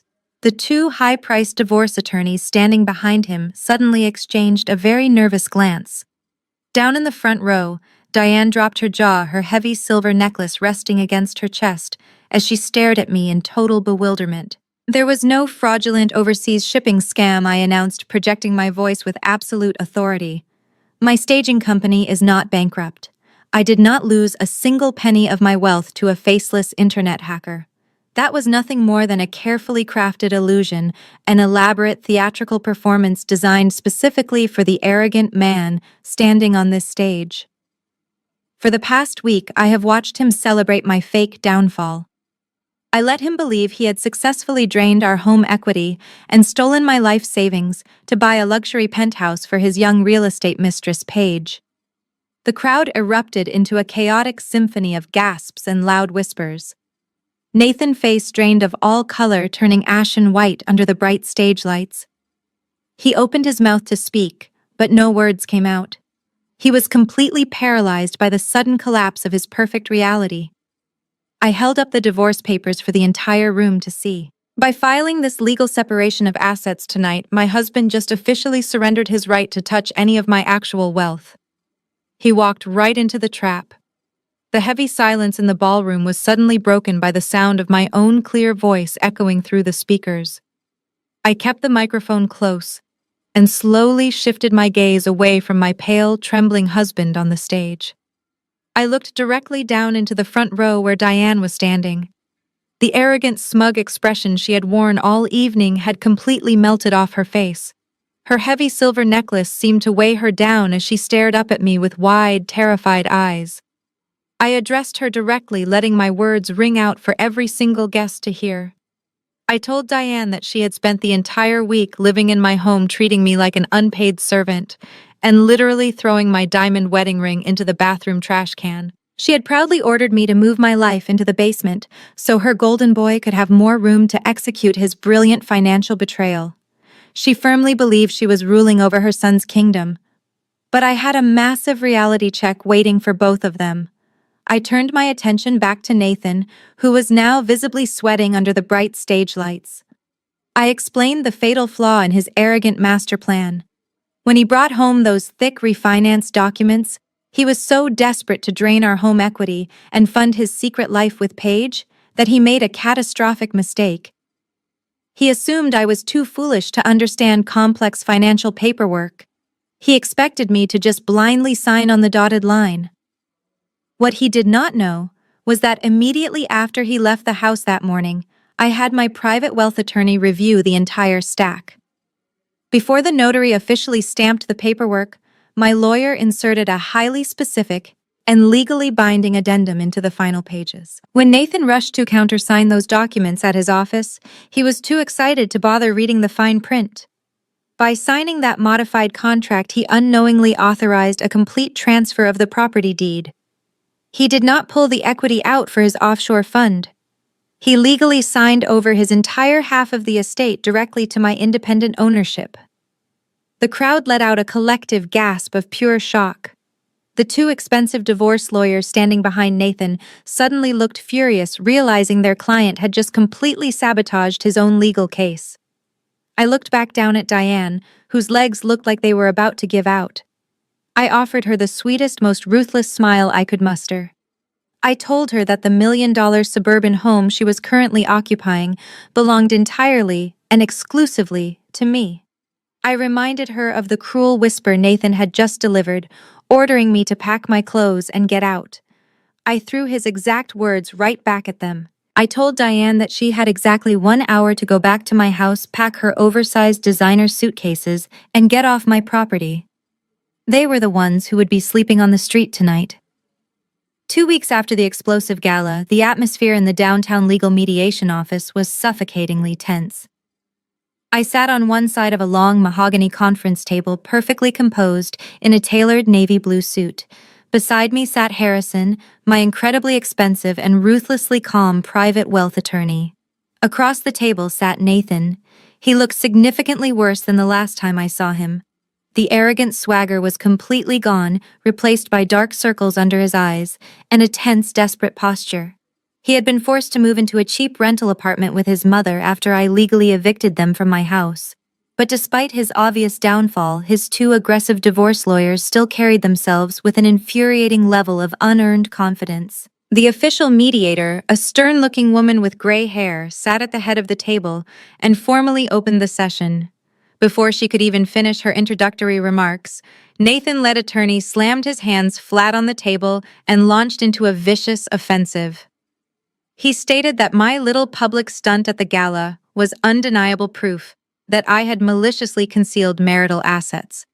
He argued that the staging company I claimed was bankrupt was actually highly profitable, and that Nathan was legally entitled to exactly 50% of its true market valuation. But the absolute peak of their audacity did not stop at dividing the business. The lawyer pulled out a newly drafted petition and slid it aggressively across the polished wood. He looked me dead in the eye and demanded permanent monthly alimony. He claimed that Nathan had suffered severe emotional distress and catastrophic reputational damage due to my public humiliation at the hotel. He argued that since I was secretly wealthy, I was legally obligated to maintain the luxurious standard of living Nathan had grown accustomed to during our 7-year marriage. He actually had the nerve to demand spousal support to fund the lifestyle he was currently trying to build with his young mistress. Nathan sat back in his leather chair and crossed his arms. A faint trace of his old arrogant smirk returned to his face. He truly believed he still had the upper hand in a traditional family court setting. He thought that no matter what tricks I played with the house deed, the law would always force a successful wife to pay out a cheating husband. He expected me to be outraged. He expected me to yell or slam my fists on the table in frustration. I did not do any of those things. I simply reached forward and picked up the glass of ice water sitting in front of me. I took a slow, refreshing sip and carefully set the glass back down on the coaster. I looked at Harrison, who offered me a barely visible nod. They had just laid out all their greedy demands on the official legal record. They had shown their entire hand. It was finally time to show them mine. The mediator looked at me expecting a counteroffer or a fiery rebuttal. Instead, Harrison calmly unclasped his sleek leather briefcase and pulled out a single thick bound folder. He did not slide it aggressively across the table like Nathan Attorney did. He simply placed it in the center of the mahogany table with the quiet confidence of a man holding a royal flush. Harrison cleared his throat and addressed the room. He stated that his client Olivia was entirely willing to split all legally eligible marital assets exactly 50-50. Nathan Attorney leaned forward, looking entirely too pleased with himself, thinking I had just surrendered. But Harrison raised a hand to pause their celebration. He continued speaking in a smooth, even tone, explaining that before any division could take place, they needed to establish the exact legal value of my current estate. Harrison opened the folder and passed a certified copy to the mediator and another directly to Nathan's legal team. He announced that as of 3 weeks ago, my staging company, my personal investment portfolios, and all associated corporate bank accounts were no longer my personal property. They had been legally and permanently transferred to an irrevocable trust established in the state of South Dakota. The arrogant smirk on Nathan's face vanished instantly. His 2 expensive lawyers scrambled to read the documents, flipping frantically through the pages of dense legal jargon. Harrison leaned back in his chair and graciously explained the law to them. An irrevocable trust in South Dakota operates as a completely independent legal entity. Once the assets are transferred, the original owner relinquishes all legal claim to them. Therefore, those assets cannot be considered marital property. A family court judge cannot divide what a spouse does not legally own. Nathan's lead attorney started stammering, arguing that a sudden transfer of assets right before a divorce was a fraudulent conveyance, and they would have a judge tear the trust apart. But Harrison just smiled a cold, predatory smile. He politely reminded them that South Dakota has the most aggressive asset protection laws in the entire world. The trust was perfectly legal, flawlessly funded, and absolutely bulletproof. Any attempt to pierce that trust would require years of federal litigation and millions of dollars in legal fees, which Nathan definitely did not have. Harrison folded his hands on the table and delivered the final crushing blow. He stated that after deducting the legally protected trust assets, the total value of our shared marital estate was exactly $0. Therefore, Nathan was absolutely entitled to exactly half of nothing. Furthermore, since my personal net worth on paper was also $0, I was legally incapable of paying any spousal support or alimony. Nathan's face lost every drop of color, turning a sickly shade of pale gray. He looked like a man who had just stepped out of an airplane and realized he was not wearing a parachute. His mouth hung open slightly as his eyes darted between his lawyers and the impenetrable stack of papers. His attorneys were completely silent, staring at the trust documents in absolute defeat. They had walked into this mediation expecting to bully a naive decorator out of her life savings. Instead, they found themselves staring at a legal fortress they could never breach. The financial trap had officially snapped shut, crushing his grand exit plan into absolute dust. The heavy mahogany door of the mediation room suddenly swung open with a loud, forceful click that entirely shattered the suffocating silence. Everyone at the table turned their heads toward the entrance. Walking into the room with the fierce, commanding presence of a woman who was about to deliver a flawless execution was Naomi. She was wearing a sharp, tailored burgundy suit and carrying a massive black binder tucked under her arm. Nathan's eyes widened in absolute shock. He blinked several times, clearly struggling to process why his brother-wife was walking into his highly confidential divorce mediation. His lead attorney immediately stood up, pointing a finger toward the door and loudly protesting to the mediator that unauthorized family members were strictly prohibited from attending these private legal proceedings. Before the mediator could even say a word, Harrison raised his hand and smoothly intervened. He formally introduced Naomi not as my sister-in-law, but as the lead forensic accountant and specialized financial consultant officially retained by my legal team. The mediator nodded, granting her permission to stay. Nathan's attorney slowly sat back down, looking incredibly annoyed, but completely unaware of the absolute devastation walking toward them. Naomi did not even glance at the lawyers. She kept her piercing dark eyes locked entirely on Nathan. She walked straight up to the edge of the conference table and lifted the massive black binder with both hands.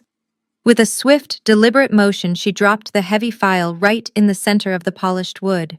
The loud thud echoed off the walls, making Nathan physically flinch in his expensive leather chair. "Hello, brother-in-law," Naomi said, her voice dripping with dangerous sweetness and absolute authority. "Since you and your lawyers are so incredibly eager to discuss the equitable division of hidden assets, I thought we should take a very close look at exactly where you have been hiding your money." She reached out and flipped open the thick cover of the binder. The very first page was a blown-up printout of an international bank statement covered in bright red highlighter marks. Nathan leaned forward slightly to read the bold text at the top of the page. The moment his eyes registered the words, Page Vista Holdings, the last remaining drop of blood drained completely from his face. His confident posture instantly collapsed. Naomi began dealing the documents across the table, like a professional card player distributing a losing hand. She laid out the exact dates, amounts, and routing numbers of every single dollar Nathan had secretly siphoned from our joint savings accounts over the past 6 months. She exposed the Cayman Islands offshore accounts, the fake real estate escrow deposits, and the exact receipt for the luxury diamond tennis bracelet he had purchased for his mistress. His 2 expensive lawyers stared at the financial documents in stunned silence. They had walked into this room completely believing their client was the innocent victim of a vindictive and bankrupt wife. They suddenly realized their client was actually a sloppy amateur who had left a massive, easily traceable trail of financial deceit. The mediator began taking rapid notes, her expression hardening as she realized Nathan had entered the mediation in extreme bad faith. Nathan gripped the edge of the table, his knuckles turning completely white, as he watched his entire secret life being ruthlessly exposed. He thought he was the only one playing dirty, but he had just been completely outmatched. The heavy silence in the mediation room was broken only by the sharp rustle of thick paper as Naomi turned the pages of her massive black binder. She did not rush. She wanted Nathan to feel the agonizing weight of every single second. She stopped at a section marked with a bright red legal tab and slid a thick stack of printed bank statements directly across the polished mahogany table toward the mediator. She then handed identical copies to Nathan and his 2 extremely pale divorce attorneys. "Let us talk about Page Vista Holdings," Naomi said, her voice echoing with cold, clinical precision. "This is a limited liability company registered precisely 6 months ago in the Cayman Islands. On paper, it looks like a standard offshore real estate investment vehicle. The registered agent is a young local real estate broker named Page. But if we look closely at the digital incorporation footprint, we see something fascinating." Naomi tapped a perfectly manicured finger on the second page of the document. The IP address used to establish this offshore shell company traces directly back to a secure executive terminal at your downtown wealth management firm, Nathan. You used your own office computer to set up a hidden financial entity for your mistress. Nathan shifted violently in his leather chair. The arrogant composure he had walked in with was rapidly evaporating. A visible bead of sweat formed at his temple and slowly rolled down the side of his face. He reached up and aggressively loosened his expensive silk tie, suddenly finding it very difficult to breathe in the air-conditioned room. His lead attorney stared at the IP address logs, with his mouth slightly open, completely blindsided by the undeniable digital evidence. "But setting up a shell company for an affair is just morally bankrupt," Naomi continued, smoothly pacing slightly behind my chair. "The real issue here is how exactly that offshore account was funded. Over the past 24 weeks, precisely $400,000 was systematically drained from the joint marital savings accounts belonging to my sister-in-law and this man." I sat perfectly still watching Nathan squirm. I let Naomi do the talking because she was the forensic expert and her delivery was absolutely lethal. She pulled out a large financial flowchart and placed it in the center of the table. It was a beautiful web of deception meticulously mapped out in black and red ink. She explained that the money did not just move in one large suspicious lump sum. Nathan was too smart for that. Instead, he executed 50 separate wire transfers. He disguised them as wealth management fees, high-risk mutual fund buy-ins, and consulting retainers. The money flowed out of their joint domestic accounts, bounced through a series of temporary holding accounts in Delaware, and then quietly slipped across international borders into the Cayman Islands LLC. The mediator adjusted her glasses and stared at the flowchart in absolute disbelief. This was no longer a simple division of assets.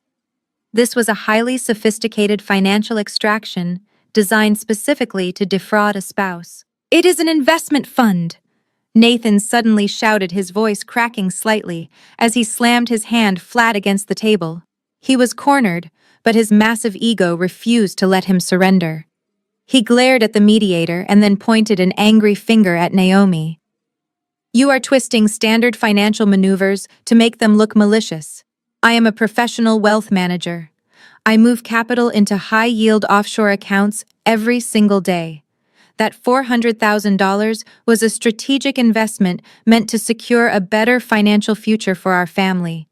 It is a completely legal corporate fund." I let out a soft, chilling laugh that instantly silenced his frantic shouting. I leaned forward, resting my elbows on the mahogany table, and looked directly into my husband's terrified eyes. "A strategic investment for our family?" I asked, keeping my tone dangerously quiet. "Is that why the sole legal beneficiary of that Cayman trust is your 24-year-old mistress? Is that why the funds were immediately used to draft an all-cash escrow agreement for a luxury downtown penthouse under her name?" I opened my own leather briefcase and pulled out the final piece of evidence. I slid the penthouse escrow contract across the table, right on top of Naomi's flowchart. Beside it, I placed the high-definition photograph of Paige wearing the diamond tennis bracelet, along with the matching credit card receipt from the offshore account. "You did not invest our life savings, Nathan," I stated with absolute finality. "You stole my money to buy a $1 million love nest for a woman who could not even afford the designer shoes on her feet. You planned to leave me bankrupt and homeless while you played house in a penthouse I paid for. You thought you were a financial genius playing a game of chess with a blindfolded opponent. But you left a trail of breadcrumbs so obvious that my accountant tore your entire secret life apart in less than 48 hours. Nathan sat frozen, staring at the penthouse contract bearing his mistress' signature. The sweat was now pouring down his face, soaking the collar of his expensive dress shirt. He opened his mouth to formulate another lie to spin another defensive argument, but his lead attorney suddenly held up a hand. The lawyer did not look at Nathan. He looked directly at the mediator, and then down at the mountain of undeniable evidence. The lawyer knew that defending a man who had clearly committed massive marital fraud was a losing battle that would destroy his own legal reputation. Nathan was completely out of moves, completely out of lies, and completely alone. The heavy air in the mediation room was thick with absolute defeat. Nathan sat slumped in his expensive leather chair, staring blankly at the mountain of financial documents Naomi had scattered across the mahogany table. His lead attorney was already quietly packing away his legal pads, signaling a silent surrender. Nathan thought the worst was over. He genuinely believed that losing his secret offshore fund and being exposed as a cheating husband was the lowest point of his entire life. He thought he would just have to sign a humiliating divorce settlement and slink away to start over. He had absolutely no idea that I was not just trying to win a divorce. I was here to execute a complete and total annihilation of his entire existence. I looked over at Harrison and gave him a slow, deliberate nod. My brilliant wealth attorney reached into the inner pocket of his tailored suit jacket and pulled out a small black remote control. He pointed it toward the ceiling and pressed a single button. The automated lights in the conference room instantly dimmed. A low mechanical hum echoed through the space as a massive white projection screen slowly descended from a hidden compartment in the ceiling, covering the entire back wall of the room. Nathan looked up, his bloodshot eyes full of confusion and rising panic.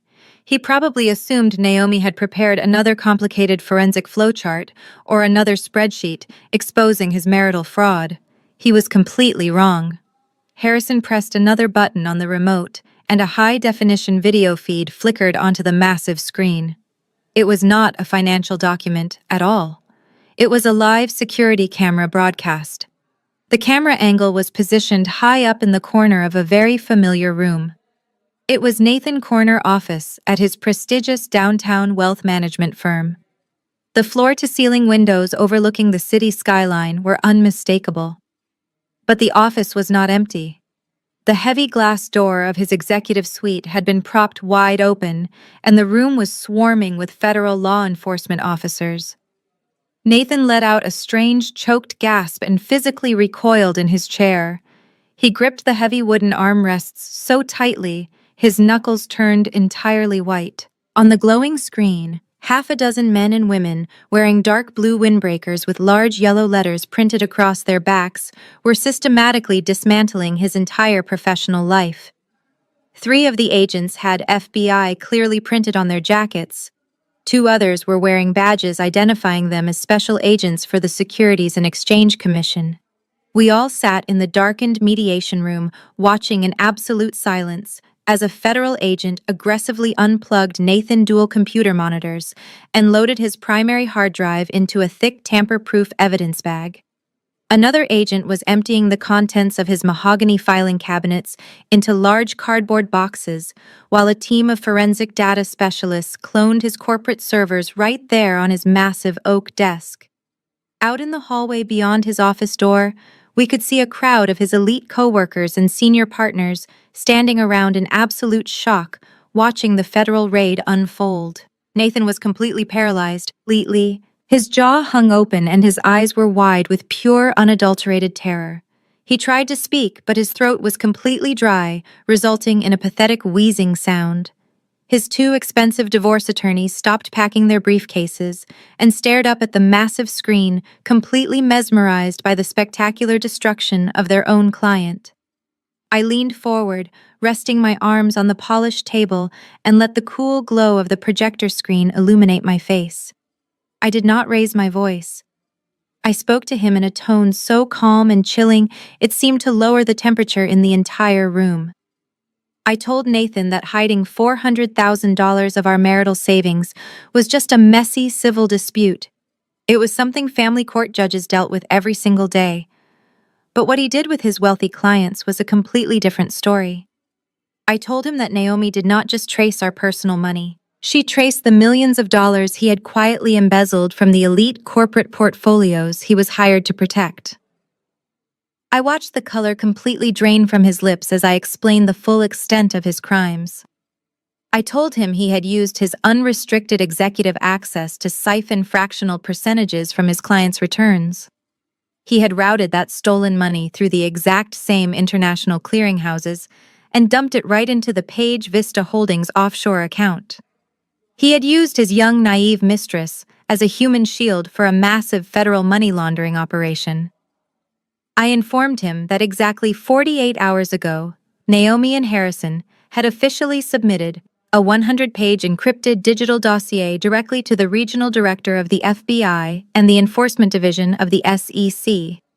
We handed them his IP addresses, his routing numbers, his fake offshore invoices, and the exact timestamps of every single fraudulent wire transfer he had executed over the past year. Nathan began to hyperventilate. His chest heaved rapidly, and he clawed at his collar trying to get more oxygen into his lungs. The reality of his situation was finally crashing down on him with the weight of a runaway freight train. He was not just facing a ruined reputation or a lost career. Each individual wire transfer across international lines constituted a separate federal felony. With dozens of unauthorized transfers on his record, he was looking at decades in a federal penitentiary. The SEC would permanently strip him of his financial licenses, and the federal government would seize every single asset he had ever touched, including the luxury penthouse he was trying to buy for Paige. The fake life he had so arrogantly tried to build had just become his own personal prison. The mediator sat completely frozen at the head of the table, her pen hovering over her legal pad. She had presided over thousands of hostile divorce negotiations, but she had never witnessed a suspect being actively raided by the federal government during a private mediation session. Nathan-led attorney finally snapped out of his trance. He looked at the live video of the FBI seizing the office and then looked down at the marital fraud documents on the table. The lawyer understood immediately that any money Nathan used to pay his massive legal retainers was likely stolen from federal victims. The lawyer stood up abruptly, snapped his briefcase shut, and looked directly at the mediator. He formally announced that due to unforeseen ethical conflicts and the sudden revelation of massive federal crimes, his law firm was immediately withdrawing as legal counsel for the respondent. Without looking back, the lead attorney and his junior partner marched straight out of the mediation room, leaving Nathan completely alone at the table. The heavy door clicked shut behind them, sealing his ultimate fate. Nathan slowly buried his face in his trembling hands and let out a loud, agonizing sob that echoed through the dark room. He had walked into this mediation demanding monthly alimony and half of my bankrupt company. Now he had no wife, no money, no career, no lawyers, and the FBI was currently boxing up his entire office. I sat back in my chair, took a slow, refreshing sip of my ice water, and watched the live feed of his absolute destruction. The brutal knockout was flawlessly complete. The heavy click of the mediation room door sealing shut behind his retreating lawyers was the sound of Nathan completely breaking. The arrogant wealth manager who had marched into this room demanding my money and my dignity was completely gone. In his place was a shattered, terrified man.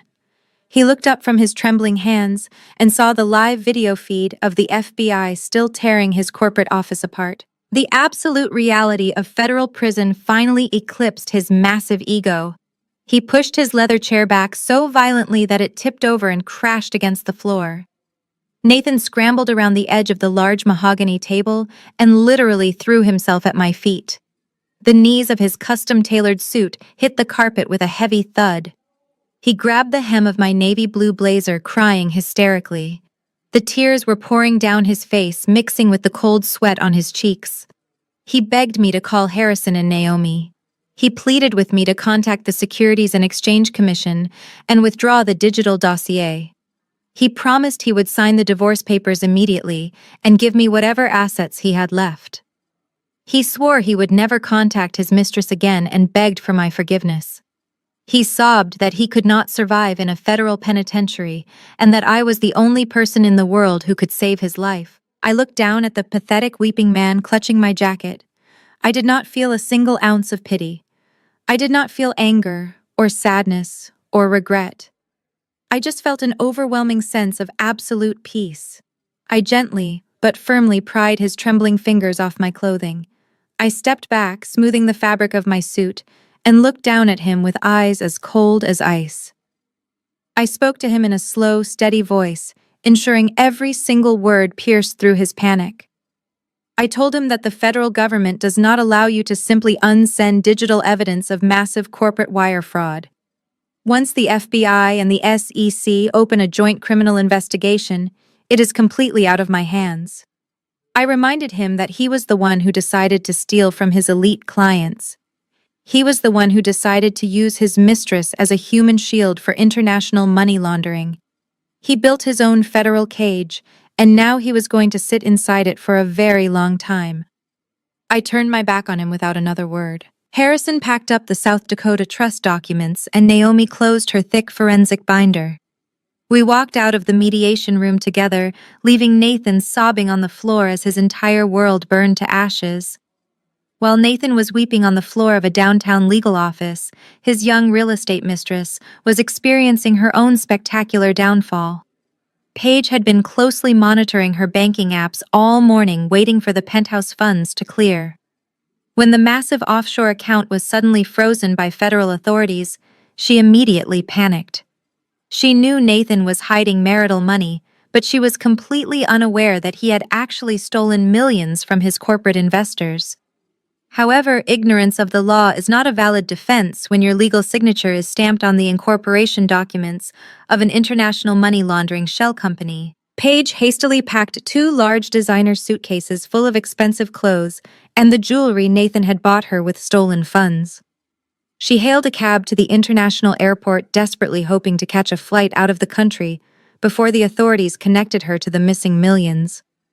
She marched through the bustling departure terminal wearing her oversized sunglasses and pulling her heavy luggage. She thought she was escaping to a tropical paradise to start over. She was entirely wrong. Just as she approached the first-class ticketing counter, 4 plainclothes federal agents stepped out from the crowd and completely surrounded her. They did not care that she was a young, beautiful woman. They only cared that her exact legal name and signature were firmly attached to Paige Vista Holdings. An agent loudly informed her that she was being placed under federal arrest for conspiracy to commit wire fraud and international money laundering. The agents ignored her frantic screaming and crying. They slapped heavy steel handcuffs onto her wrists right in front of hundreds of shocked travelers. They confiscated her passport, her phone, and the luxury diamond tennis bracelet right off her wrist. As the agents marched the sobbing mistress out of the airport terminal, the final piece of the financial trap locked perfectly into place. The villain and his accomplice had lost absolutely everything. While the federal government was busy dismantling Nathan and his young mistress, my former mother-in-law was experiencing her own spectacular financial collapse. Diane had always prided herself on being a highly respected member of the wealthy elite. She had spent the last 7 years treating me like an uneducated peasant because she firmly believed her golden child was an untouchable Wall Street genius. But that arrogant illusion shattered completely the moment Nathan was officially indicted on dozens of federal wire fraud charges. Because the FBI and the Securities and Exchange Commission had immediately frozen every single bank account tied to his name, Nathan had absolutely zero access to capital.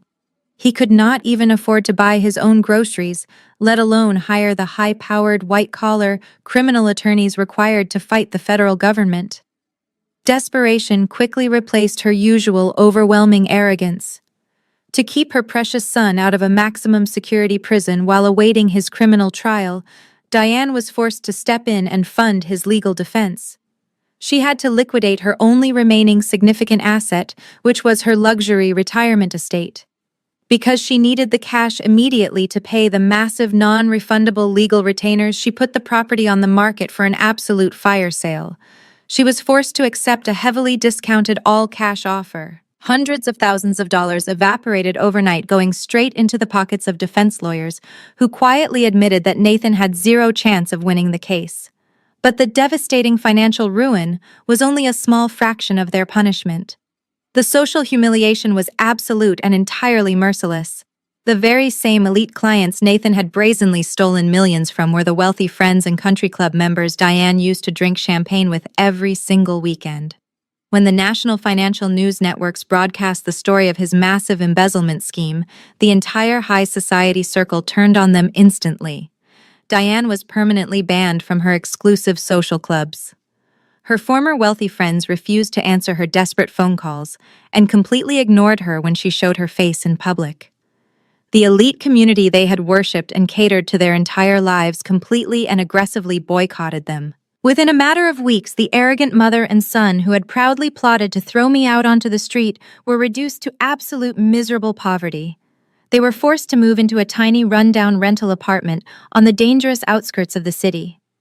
Diane had completely drained her entire retirement savings to pay lawyers who were actively preparing her son for a guilty plea. Nathan was forced to wear a bulky federal ankle monitor pacing the cheap linoleum floor of their apartment while waiting for his inevitable prison sentence. They had absolutely no money, no social standing, and zero hope for the future. I did not even have to lift another finger to finish them off. Their own greed had completely destroyed them. Exactly 1 year later, the evening air high above the city skyline was crisp and perfectly still. I stood on the massive wraparound balcony of the most exclusive luxury penthouse in the downtown financial district. The floor-to-ceiling glass walls behind me reflected the golden glow of the setting sun, casting a warm, brilliant light over the flawless imported marble floors. This was not just any piece of high-end real estate. This was the exact same penthouse my ex-husband had desperately tried to buy for his young mistress, using millions of dollars of stolen corporate funds. When the federal government seized all of Nathan's illicit assets, they immediately put the property up for a blind federal auction to help pay back his defrauded investors. Because the luxury real estate market was experiencing a temporary dip, and the property had a scandalous criminal history attached to it, I was able to purchase the entire penthouse entirely in cash for a fraction of its original market value. I did not buy it because I needed more living space. I bought it simply because I could. I bought it as the ultimate physical monument to my absolute victory. Every single time I walked across the custom Italian rugs or looked out over the glittering city streets, I was reminded of the magnificent empire I had built and the pathetic enemies I had crushed. The sliding glass door behind me glided open with a soft mechanical whisper. Naomi stepped out onto the terrace, carrying two tall crystal flutes filled with vintage champagne. She was wearing a stunning tailored white suit, looking every bit the fierce and brilliant financial predator she truly was. Over the past 12 months, she had officially left her corporate accounting firm to become the chief financial officer of my rapidly expanding design and real estate staging empire. Together, we had taken the wealth legally secured inside the South Dakota Trust and multiplied it tenfold. We were no longer just running a local staging company.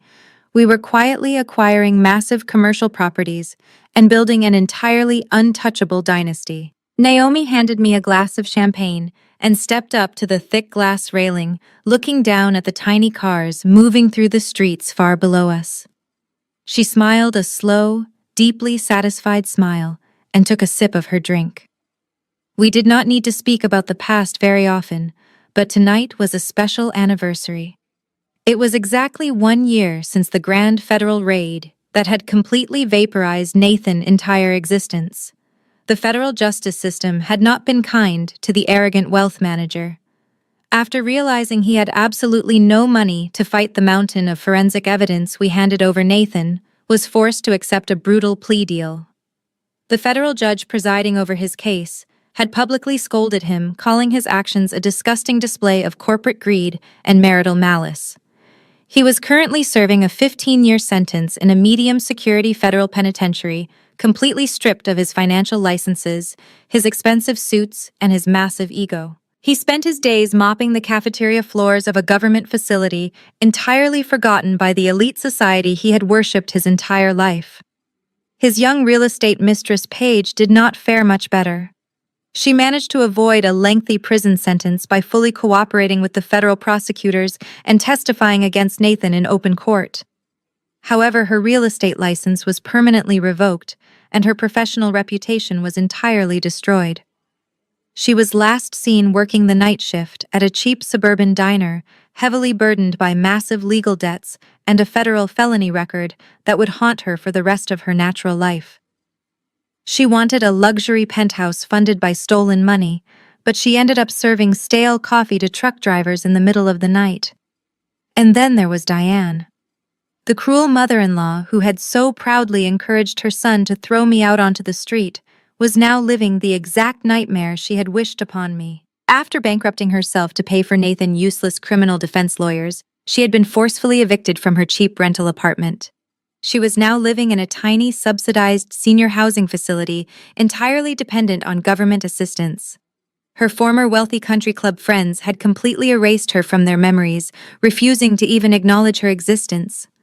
She spent her days sitting alone in a cramped room, surrounded by cheap plastic furniture, constantly replaying the spectacular downfall of her golden boy. They had all tried to bury me alive, but they had completely forgotten that I was a seed. I raised my crystal flute, letting the fading sunlight catch the rising bubbles in the golden champagne. I looked at Naomi, the brilliant woman who had stood by my side and helped me architect the most flawless financial execution in modern history. We had navigated a dangerous maze of corporate fraud, offshore accounts, and malicious betrayal, and we had emerged completely victorious. We did not just survive the fire, we controlled the flames and burned our enemies to absolute ashes. Naomi raised her glass to meet mine. The soft chime of the crystal echoing in the quiet evening air was the most beautiful sound I had ever heard. She looked out over the glittering city and nodded her head in silent agreement. The war was officially over, and we were the only ones left standing at the absolute top of the mountain. I took a slow sip of the expensive champagne, letting the crisp taste wash over me. I turned my gaze back to the sprawling urban empire below us, watching the city lights begin to flicker on one by one. The men in this world, the arrogant wealth managers and the entitled husbands, always think they are the smartest players in the room. They treat their relationships like a competitive game of chess. They sacrifice the people who love them just to advance their own selfish positions. They truly believe that women are nothing more than simple pawns, easily manipulated and easily discarded when they are no longer useful to their grand plans. But they are terribly foolish. They get so blinded by their own massive egos and their petty greed that they forget the most fundamental rule of the entire game. They forget that on the chessboard, the queen is the most powerful piece. Checkmate. The thrilling story of Olivia and Nathan serves as a powerful masterclass in financial independence and the fatal consequences of sheer arrogance. The most profound lesson we can extract from this dramatic saga is that true power does not always announce itself loudly. Nathan was completely blinded by his own towering ego and his prestigious corporate title. He made the catastrophic mistake of confusing the quiet support of his wife with sheer weakness. He assumed that because she did not boast about her financial acumen, she simply possessed none. This is a dangerous trap many arrogant individuals fall into because they constantly underestimate the quiet and intelligent observers in the room. Olivia teaches us that comprehensive financial literacy is your ultimate shield in life. Love and mutual trust are beautiful foundations for any marriage, but they should absolutely never replace a solid understanding of your own bank accounts, legal rights, and personal investments. She did not win this brutal war by screaming, crying, or acting recklessly. She won through meticulous planning, flawless emotional control, and a deep understanding of the legal system. She also surrounded herself with brilliant, loyal allies like Naomi, proving that having the right team is just as important as having the perfect strategy. Furthermore, the story reminds us that those who build their success on a fragile foundation of deceit will eventually watch their fake empires crumble into dust. Nathan thought he was playing a brilliant game of financial chess, but his deceitful actions left a massive traceable trail of digital evidence. Ultimately, this narrative empowers you to take absolute control of your financial destiny. You must always know your worth, protect your hard-earned assets, and never let anyone treat you like a disposable pawn. If you found this empowering story inspiring, take a moment today to review your own financial security and subscribe to our channel for more thrilling tales of absolute victory.